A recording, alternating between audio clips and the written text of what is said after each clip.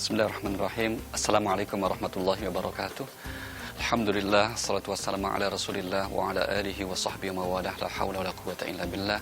Allahumma faqihna fiddin wa alimna ta'wil amma ba'd. Manusia adalah makhluk sosial. Inilah yang dapat kita simpulkan dari penegasan ayat di surah nomor 96 ayat yang kedua. Khalaqal insana min 'alaq. Dialah yang menciptakan manusia dari sesuatu yang bergantung. Maknanya apa? Sejak dalam rahim, manusia memiliki ketergantungan dengan pihak lain. Maka kita simpulkan, manusia adalah makhluk sosial. Nah, di saat saudara kita banyak yang terdampak karena wabah COVID-19, maka itu mengetuk pintu kita masing-masing untuk apa? Untuk bergotong royong, membantu memberikan donasi. Bagaimana agama menganjurkan agar kita senantiasa memiliki sikap bergotong royong ini? Yang pertama, gotong royong dalam kebaikan adalah perintah agama. Di surah 5, surah Al-Ma'idah, pada ayat yang kedua Allah berfirman, "Wa ta'awanu 'alal birri wat taqwa, wa la ta'awanu 'alal itsmi wal 'udwan." Hendaklah kalian saling tolong-menolong, hendaklah kalian saling menolong dalam kebaikan dan ketakwaan, dan janganlah saling menolong dalam urusan perbuatan dosa dan permusuhan. Gotong royong menggalang donasi untuk membantu saudara kita yang terkena atau terdampak wabah COVID-19 berarti apa? Melaksanakan perintah agama. Dan kalau kita melaksanakan dengan segala ketulusan, berarti ini adalah sesuatu yang akan mengundang ridha Allah Subhanahu wa ta'ala. Kemudian yang kedua, begitu banyak petunjuk agama yang mendorong agar kita senantiasa menguatkan empati sosial kita. Di antara mari kita lihat, yang pertama, orang kalau mau bergotong royong untuk membantu, berarti dia tidak pelit. Dan orang yang tidak pelit dijanjikan oleh Allah apa? Di surah nomor 59 ayat 9, surah 64 ayat yang ke-16, redaksinya sama. Wa may yuqa syuhha nafsihi fa ulaika humul muflihun. Barang siapa yang tidak pelit, maka hidupnya akan selalu diberi keberuntungan. Ini yang pertama. Sebaliknya, siapa saja yang pelit, maka berarti akan dijauhi oleh keberuntungan. Ini penting untuk kita garis bawahi, karena umumnya kita, mohon maaf sebagai orang tua misalnya, itu mendidik anak agar mereka pintar, mendidik anak agar mereka cerdas. Lupa bahwa sebetulnya yang paling penting agar anak kita di masa depan jadi orang beruntung adalah didiklah mereka tidak sekedar pintar, tapi juga baik, suka berbagi. Karena pasti kalau mereka tidak pelit, mereka tidak egois, mereka selalu bersosial yang baik, Allah akan menjamin keberuntungan hidupnya. Yang kedua, kalau seseorang mau bergotong royong untuk membantu sesamanya, Allah jamin apa? Di surah 92 ayat yang ke-5 sampai 7. Fa amman a'ta wattaqa wa saddaqa bil husna fasanuyassiruhu lil yusra. Barang siapa yang memberikan bantuan dengan keyakinan membenarkan balasan pahala dari Allah Subhanahu wa taala, maka kami akan jadikan segala urusannya mudah. Termasuk mudah untuk menuju jalan kebahagiaan. Yang ketiga, ini yang menarik sekali untuk kita garis bawahi. Kalau sekiranya dalam hidup mungkin ibadah kita masih banyak bolong-bolongnya, sholat kita belum terlalu khusyuk, ya, puasa kita mungkin masih ada sedikit masalah.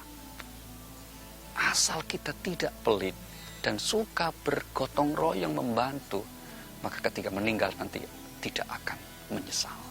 Karena Al-Quran mengabarkan kepada kita, barang siapa yang ketika hidupnya pelit, maka ketika meninggal menjadi orang yang menyesal. Minta supaya diberi kesempatan hidup sekali lagi. Untuk apa?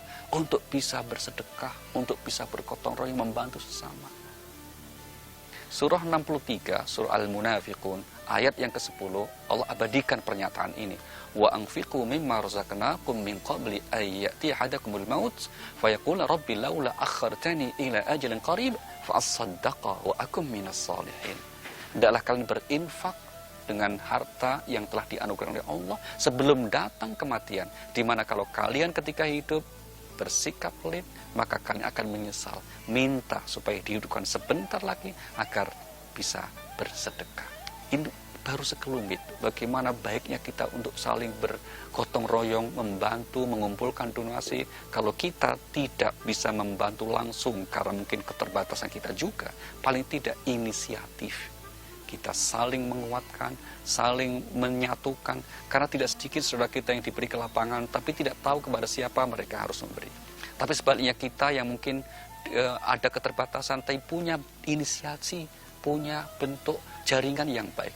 Maka kerjasama dalam hal ini menjadi sangat penting untuk apa? Untuk dapat membantu saudara kita yang terdampak COVID-19 ini.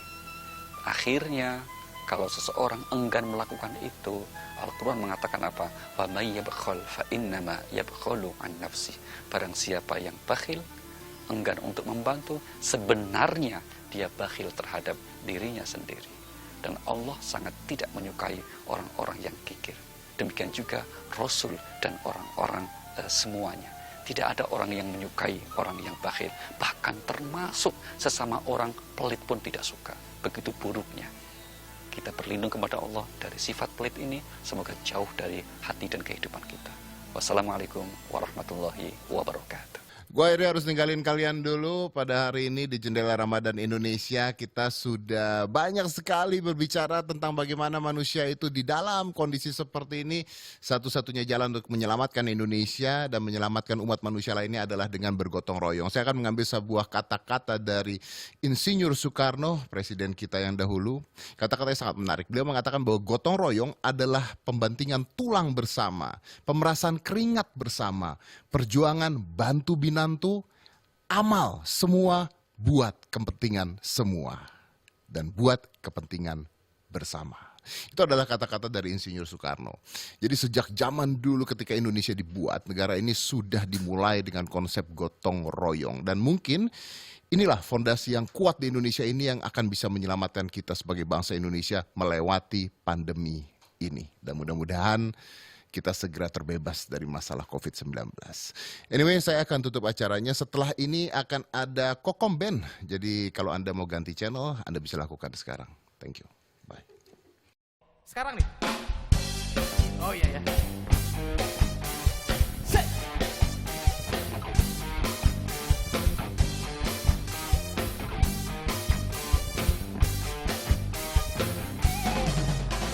Mama tolonglah, minta tolong apa? Pusing kepalaku, ya diobatin aja. Dia yang selalu diapain? Dia tak cantik, ya udah tinggalin. Dia tak juga bergelimang harta. Tetapi kenapa kamu mau sama dia? Mama, penari gurun pasir ternama. Mama, terpesona aku melihatnya. Zakia, begitulah panggilan namanya. Semua yang melihat takkan bisa untuk melupakannya.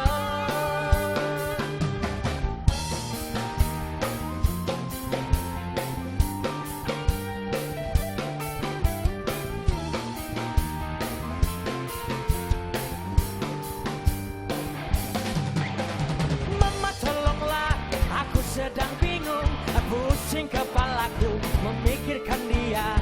Ada tempe goreng, ada tahu goreng, semua yang digoreng. Oseng. Sayurnya pilih saja. Oke. Semua ada di meja. Oke. Ada sayur bayam, ada sayur asam, awas pedes sambelnya. Ih, pedes re. Bakso bulat seperti bola pingpong. Kalau lewat abang bikin perut kosong. Jadi anak janganlah suka bohong. Kalau bohong digigit kambing ompong. Bakso rawit rasanya bikin jerit. Kalau lewat bikin perut melilit. Jadi anak janganlah suka pelit. Kalau pelit nanti kena dicubit. Bakso tumpah. Ya. Tumpah lo mau nyanyi. Udah cabut ah. Ya. Ya, so, cek, Ya. malah